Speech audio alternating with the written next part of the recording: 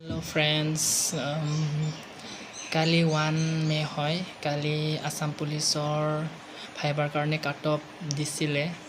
তাৰপিছত মোৰো আছিল আসাম পুলিচত, ময়ো এক্সাম দিছিলোঁ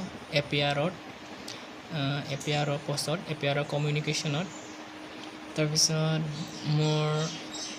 আমাৰ এপিআৰৰ কাট অফ আহিছে লাষ্ট এছ টি পি কাছৰত আহিছে 66.14 পৰা লাষ্ট ইটো কাট অফ। তাৰপিছত মোৰ আছিলে 66.10 আছিল মোৰ। তাৰপিছত কাট অফটো আছিল 66.14।